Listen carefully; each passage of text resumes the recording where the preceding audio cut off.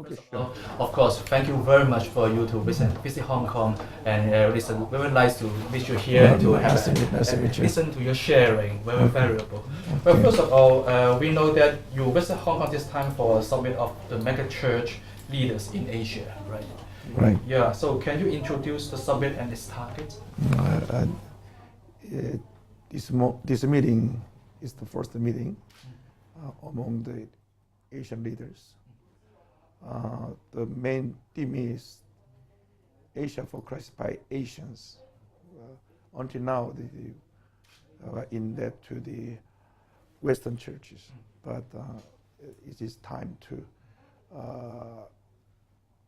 have revival in Asia by Asians. So that is the reason why all leaders of Asian countries gather together to share the same vision. How many leaders are there? 17 leaders. 70. Yes, 17 leaders. 17 leaders right. From all around Asia. Yes, Asian countries. What is the target of the meeting?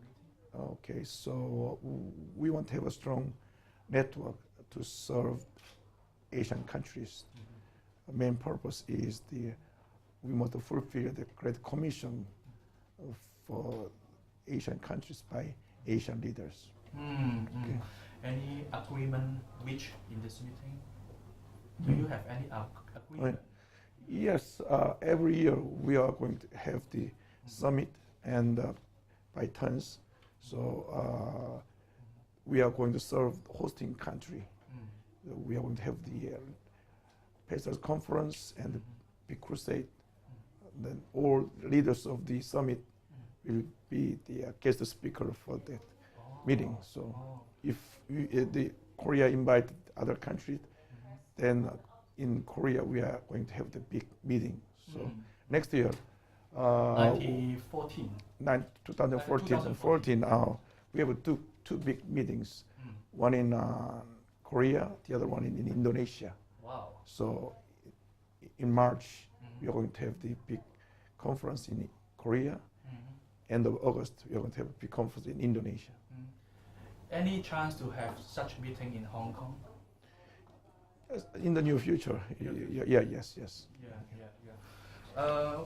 Which part of megachurch experience you think is most valuable to other churches of different sizes?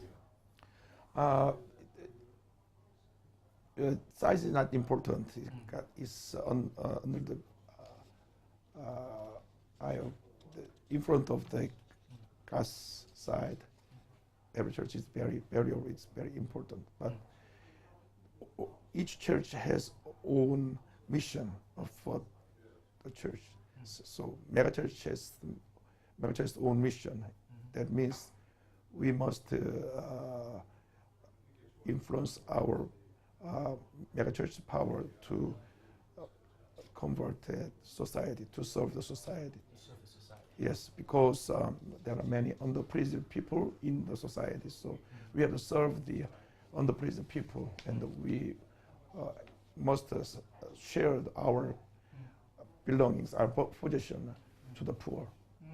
Like in Church in Acts, they are sharing everything to the congregation and to the poor people. So there are no poor people in early church, but right now there are many problems in the society with the church, because many churches do not share their blessing. They just enjoy their blessing by themselves. We call that prosperity illness, but we do not want to have the blessing for ourselves. We want to share this blessing to the society. That's the point. Yeah, and that's related to my question, that because some comments simply equate the success of megachurches to the widespreading of prosperity theology, which is something that heavily criticized. Teaching about something that when you believe in God, then you will be prosperous, you will be rich, something like that. Do you agree with this? I do not accept that kind of criticism, because blessing is good for the church, for everybody.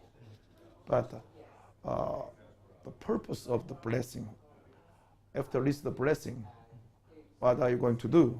That's the point. If you just stay and maintain in the blessing only, that focus on blessing only, we receive criticism from outside. But the important thing is we must share our blessing. We must give the distribute all our blessing to the poor people. So then we can avoid the criticism of prosperity theology. So the point is how to share Right, the blessing, right, not right. get the blessing. Right. The blessing is not our main purpose. The meaning of blessing is sharing, according to the Bible in Acts. Also, there are many rich God's people in the Bible. We do not criticize them as a prosperity theology person, but they are sharing their possession to the poor people. So that's the very important issue for the megachurch.